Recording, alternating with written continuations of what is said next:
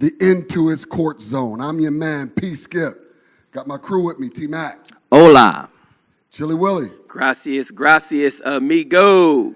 You know we got so much to talk about, so sit back, relax, get you some coffee or whatever you need to chill out tonight, but we getting ready to have some fun. Listen, I want to get into this scripture, and then we're going to go into some things.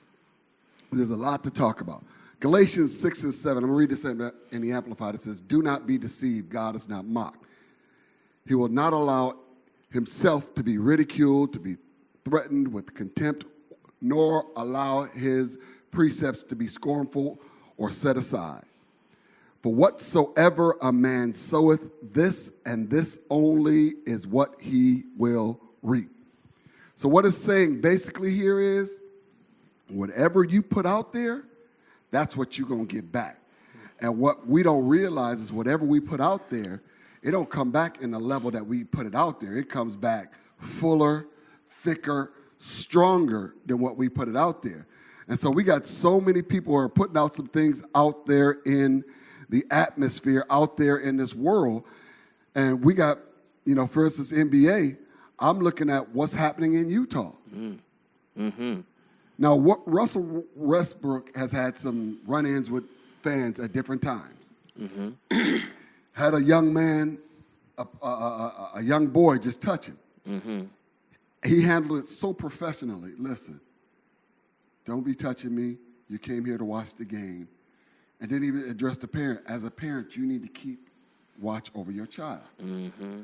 But then he goes to Utah. Mm.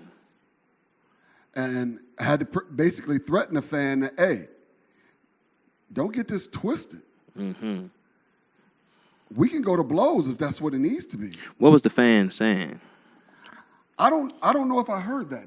Yeah, the fan was telling him, the fan told him, get down on your knees like you used to do, or like you used to doing. Mm-hmm. That's what he told him. And he thought that comment was disrespectful and racist in nature. Mm-hmm. And I would have to agree with them. There's no reason why another person, sometimes European Americans play that white card in wrong times because they think it's an empowerment thing. But really, in my book, it's a sign of ignorance. It's a kamikaze move.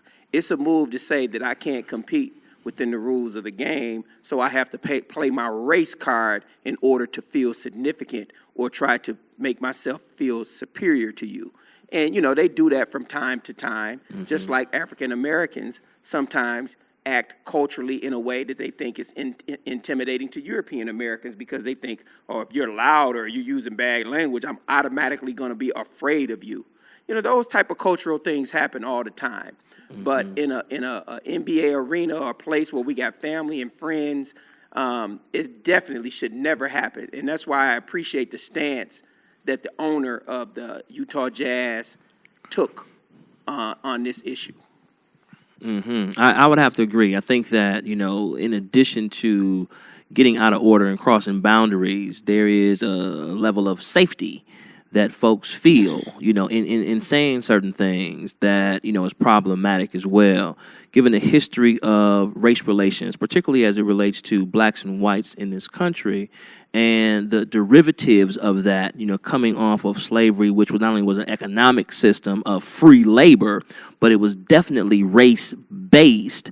Some of the residual impact of that is still trying to be felt. But this isn't slavery times anymore, and this ain't the 50s. There's a new day now, and people aren't taking it. Some people, come to the game, might feel that, hey, as a paying customer, I am part of a de facto ownership of this because I'm paying money to see you entertain me. But that's a two-way contract. The players do their thing. They play hard. They earn their money. And as a fan, there are some lines that you don't cross. Now, you can boo the opposing player or you can, try and talk trash to get into their head. We understand that's part of the competitive nature of sports. But there are certain things that you just don't say. And to insinuate anything having to do with racial sensitivity or cultural so-called dominance, that is definitely out of order. And I think with this guy, this particular man in specifically, as they went back through some of his social media feeds, he had some additional egregious things to say, specifically about folks like Russell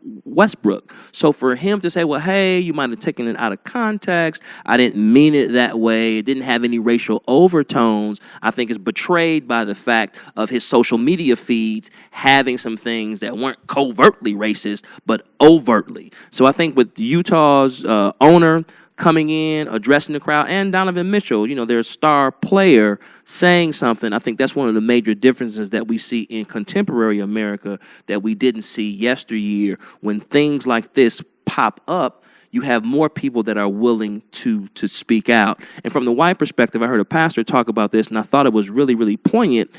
When you hear things about racial, reconciliation, there's often this whole idea of, hey, coming to the forefront to, apologize between the races, from harboring different feelings, etc.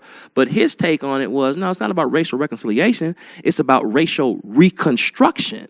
Because given the history, going from slavery to legalized segregation to lynchings to the bloody civil rights movement to implicit bias and some of the things like this incident that we still see today, there never was a time where it seems like there was harmony, and that disruption wasn't agitated by African Americans. We've been the victims of it. So if there is a reconstruction that needs to happen, it's going to need to be more whites, quite frankly, coming to the table, stepping up to the plate like the Utah owner did, who happens to be white, saying, hey, we own some of this stuff that was out of order, and things that are out of order, we're not having it here in this day and age.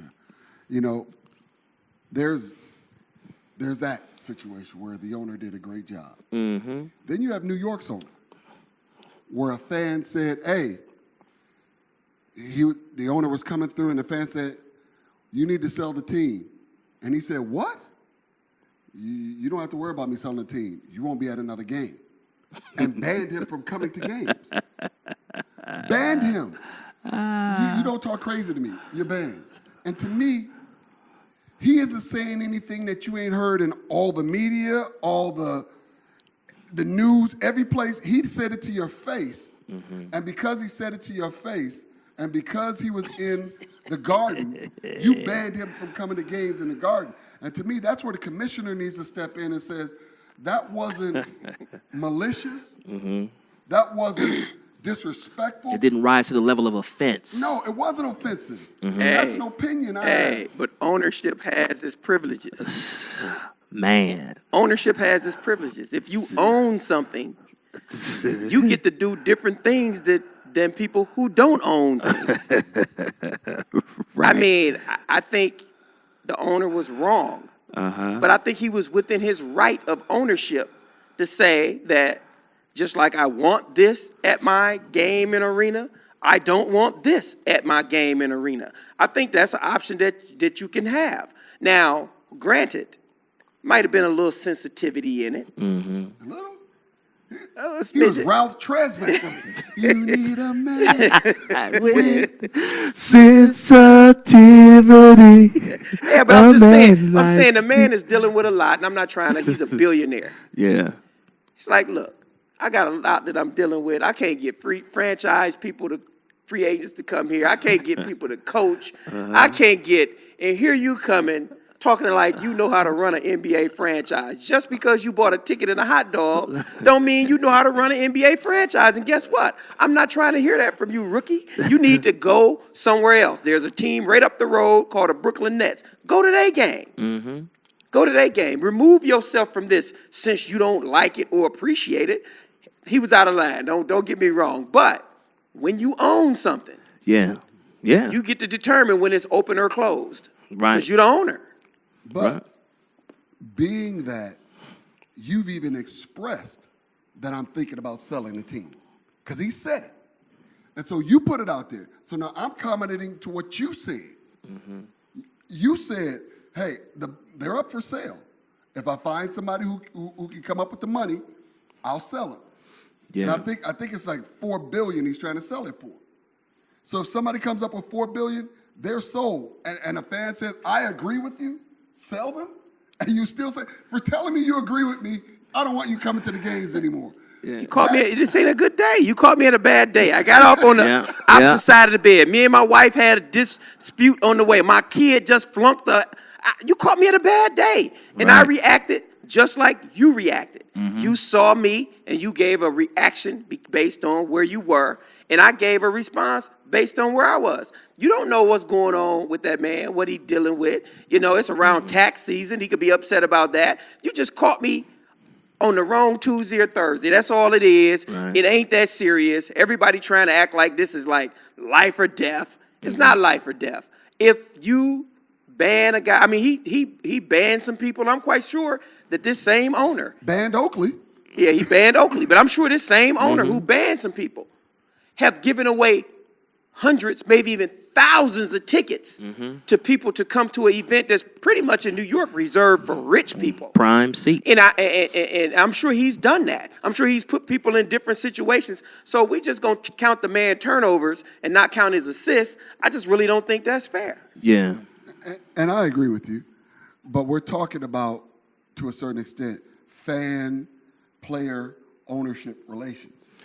Yeah. And for me, it's the image. Because even if you see the video footage, it wasn't like, he was like, ah! Yeah, and I have not. And the video footage was like, he was walking through the owner was walking through the walkway, and the player said, hey, you need to sell the team. And he said it like that, not like, you need to sell the team, you suck. It wasn't any of that. It was, you need to sell the team. And he walked up to him real calmly and said, I need to what? This will be your last game. You'll be coming. You won't So be he coming. said it as calmly as he said it. So it was two calm conversations. Right. So let's go on to the next Right. thing. But I do want to comment on the Utah situation. Because there's some deep-rooted stuff in this exchange between the fan and the player. And these things are something that are taboo things for us to talk about in the United States. I mentioned earlier that it's a certain level of insecurity about a person when they wield their ace on you. You know, sometimes people do stuff because they're physically stronger than the next person. Right. Sometimes people do things because they're financially more blessed than the next person. It's a whole lot of things that happen that people use their ace card for. I think it's a bad reflection on European Americans to say, out of all of the things that we have that are advantageous to us, we still need to go down that road. I think the level of insecurity, like really, you really got to go to a female and point out that she's female in order for you to feel superior or comfortable. I think it's some self-esteem in that's real negative. Now, we talking about race, but the same thing does happen with gender. The same thing happened with classism. Yeah. The same thing happens with a whole lot of situations where a person doesn't feel secure enough in their skin that they have to all of a sudden say, but I got the most money. Yeah. Or I'm the strongest. Or my car is bigger than yours. I think it's a maturity that needs to happen on both ends. There's a certain amount of responsibility that needs to take place with a lot of people. And it's just not exclusively to European Americans. Right. You know, African Americans, Hispanic Americans, Native Americans, we all got our issues that we're dealing with based on how this country is put together and formed. But what I'm saying is, if I was a European American, I would be embarrassed by that. Yeah. Just like it's some things that African Americans do that's embarrassing to me because I'm African American. This is just the nature of this race stuff and how it goes. So I like that the owner came out and took ownership of it and explained that that person doesn't represent everybody in Utah and all of the fans. That's one isolated incident of an ignorant person, insecure person, and we want to put that person out on an island, and we want y'all to know that that's not us as a group, and we're going to move on without that person until they can get themselves together and come back to the group. But no, we're not having that. We're not tolerating that. And kudos to the owner of the Utah Jazz. And last but not least, let me put this in a footnote. She's a female owner. It ain't a bunch of them. Right. So because she's a female owner, I would suspect that resonates with her more because of the discrimination that she get As a from woman. European American males because she's female, so she can relate to it better. Yeah. You know, for me, I'm wondering if there needs to be a new way that the NBA is starting to deal with this stuff as a franchise and as a league, because, you know, I've been to the Coliseum, and I've been to football fields. There's enough distance between the players and And the fans. and the fans. NBA, there isn't. There's steps between them. And I wonder if they're going to either have to beef up security or they're going to have to make them remove some seats to back them up some. Because there's too many player-fan incidents that are getting ugly, and these players are not putting up it, a.k.a. the fight in Detroit. Yeah. Where a fan threw soda or Yeah. some sort of drink. The melee and that in the thing palace. spilled up. But if we think about everything you just said, all right, the problems that we're having are stemming from where? These problems aren't stemming from the players doing something or Individual saying fans. something. Exactly. It's the discipline and the respect of the fan to understand that because you're a fan doesn't allow you to do X, Y, Z amount of things. So I think her signal to putting him out, I can sit next to you all day, Pastor Skip. I know what to do and what not to do. And if I go past that line, Right. I don't get the opportunity to sit here. Whether I like you or not. Whether I like you or not, it's decorum that goes on about respecting individuals. All of these things have happened, were triggered by the actions of fans. So the fans need to be disciplined, not the players. The players are reacting. I agree 100%. Now dovetail that commentary with the fact that it's in addition to ignorance on the fans' part, crossing the lines of decorum, that we as a society know what buttons are line crossing and what aren't, into mean-spiritedness and a lack of restraint. And I think that the owner's actions in Utah gave a blueprint to the NBA on the zero tolerance nature that needs to be adopted. And we shouldn't have to tell you all stuff, but if we do, we're going to tell you this one time. And if you blow it, you're banned for life from coming to this stadium. And I believe that that sort of zero tolerance policy and enforcement will help to corral the behavior of fans, particularly those that will get overly belligerent.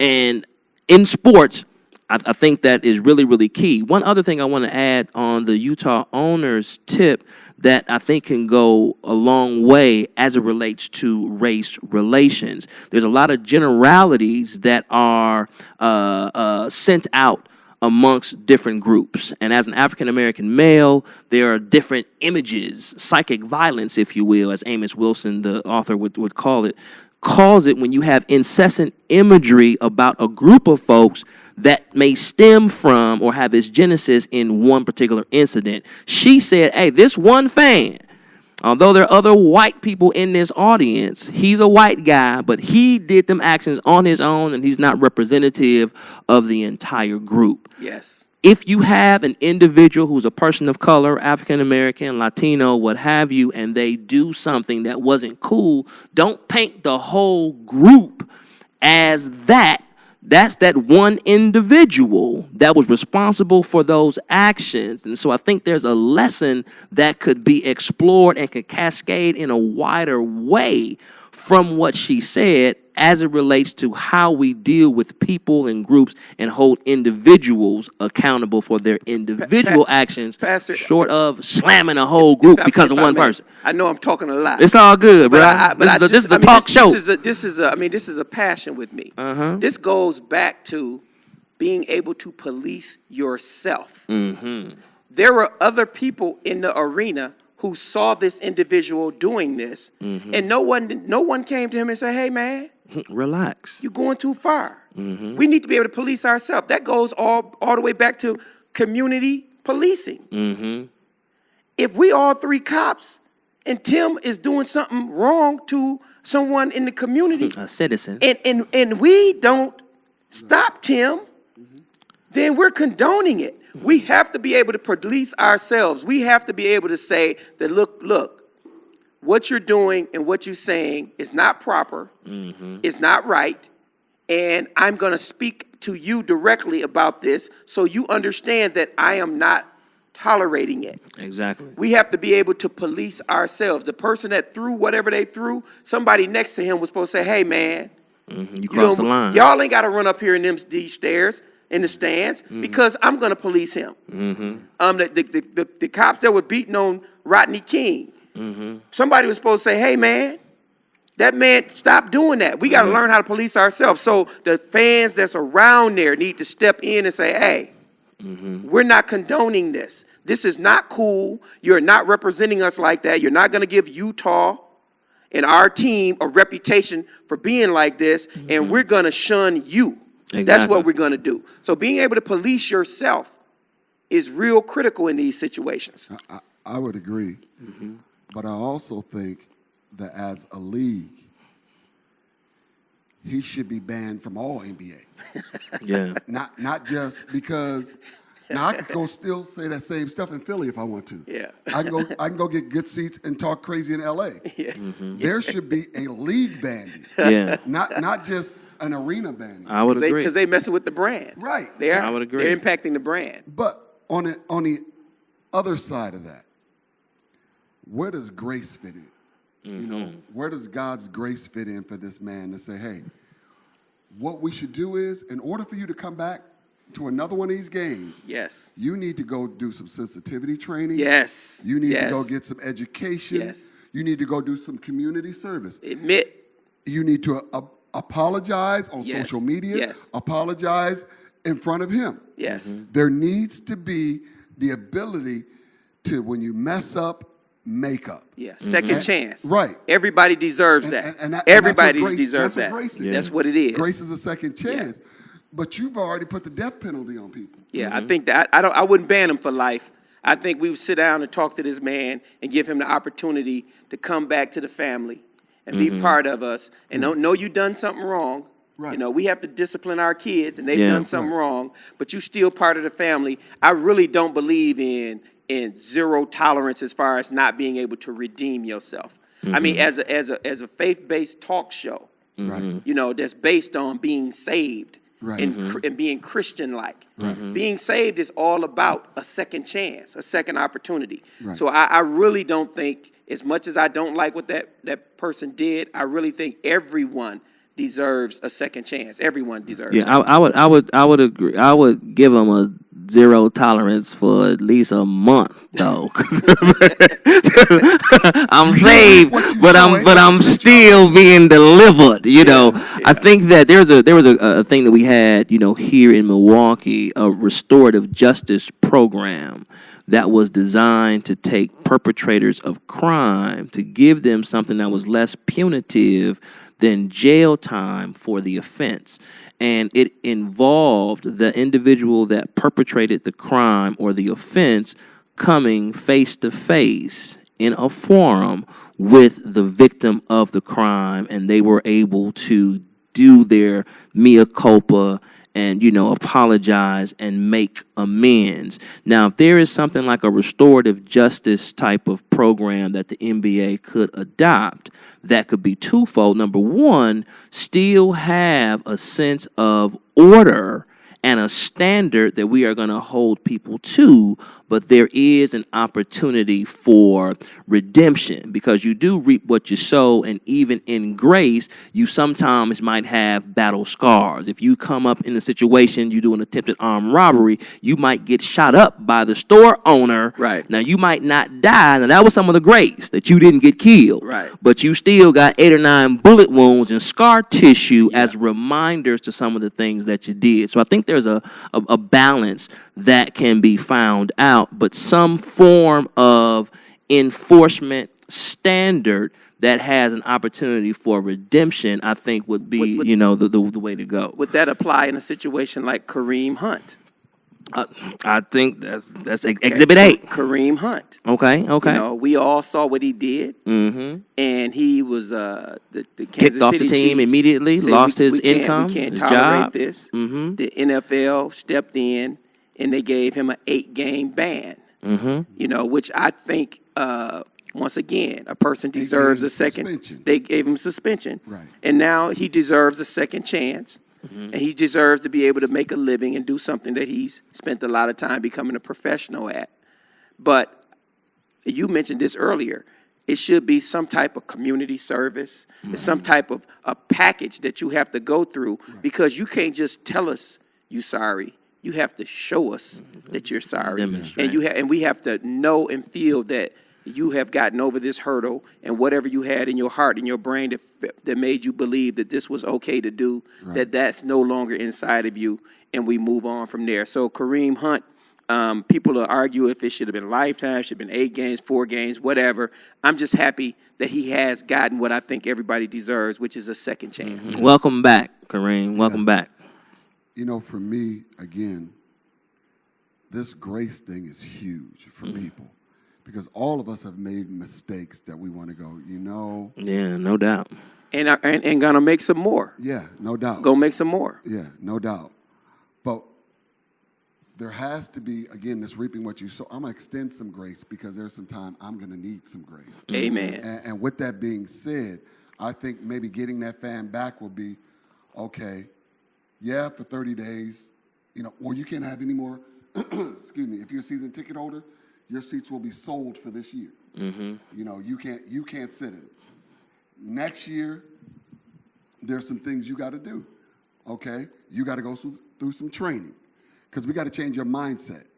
There also has to be some understanding that, because when I go to the Bucs games, and we all been there, but we very rarely pay attention to the announcement. But they say, They do.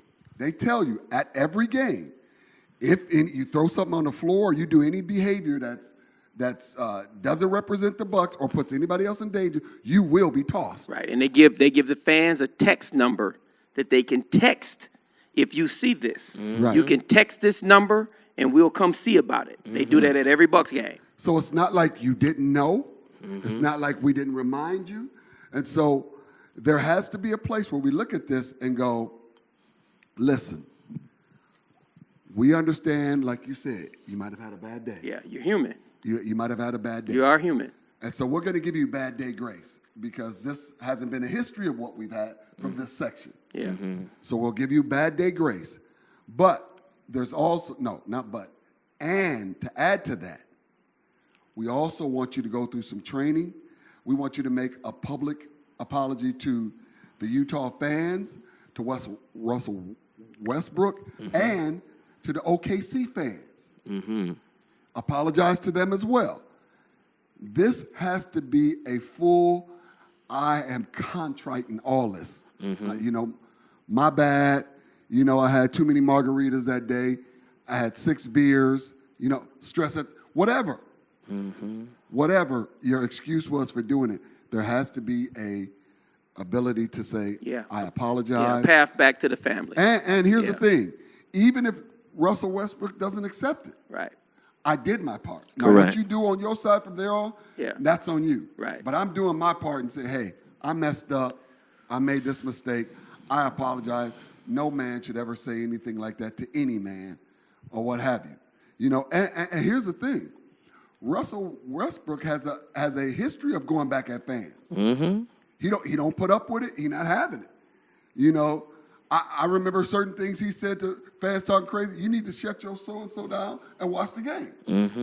Sit there and watch the game. You know, so he is not putting up with fans coming at him. Like, listen, you came to watch me. I didn't come to watch you. Right. And so there has to be. Because he's a grown man. There has to be, again, that line that you do not cross. That's why I'm wondering if maybe they're going to start reconstructing these stadiums. I hope so the not. players are not as, so the I fans hope are not not. as close to the players. I hope not. I hope not. But because it's either that or they're going to have to start putting more security around. But they're going to have to make some sort of buffer between irate fans. I think we got to police ourselves.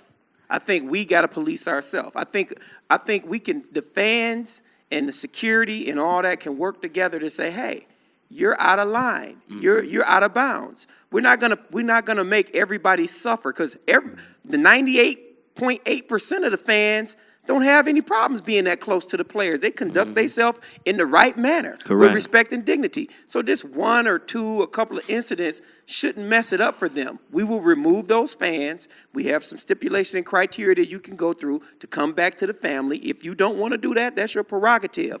But one of the coolest things about the NBA is how intimate the environment is, Proximity. because the whole idea of the NBA is based around the image of playground basketball. Right. It's about playground basketball in a palace, in a great venue with lights and cameras. Yeah. Because that's the authenticity of the sport, and that's what we like and we want to see. Yeah. We don't want to take that away from the sport. We really don't want to take it away. Yeah, I agree with you. I agree with you completely with all that you're saying, because, you know, last year I had the opportunity to sit on the floor for a playoff game for the Bucks. Man, you must got a lot of money, man. I just got a lot of favor like you will. It's that grace. I made it real uncomfortable That's with that great, right? Pastor, I made it real uncomfortable with that stuff. He was squirming in his seat. Hey, he said, "Will." So listen, but, you know, I love the fact that it's like going to the Rucker, or it's going like to some of those major playgrounds. You're close up. Oh, yeah. You can see the fans. Yes. You can hear their interaction. Hear the coach yelling at them, You talking can to the hear all- refs. That's a great feeling. It's a great experience. But we're going to have to find a way to, again, deal with the fanatics. The bad actors. The bad fanatics. actors. They're fanatics. The They bad call them. actors, yeah. They're fanatics. Yeah. And fanatics can be positive and negative. But Right. we hope you, wow, what a great show. We hope you're a fanatic of Into His Courts. Hey, tell your friends, tell some neighbors, let them know. Tune in to Joy 1340 and 98.7 every Tuesday from 7 to 7:30. It's a great show dealing with topics you want to talk about. If you love sports and you love God, this is the place to be. Yes. We are the #1 Christian or faith-based talk show in the region. Dare I say, the world. Say it. Faith speaketh. So we want you to be a part of it. Don't let your friends miss out on a great opportunity. Until next week, have an amazing week. God bless you. Peace. Bam.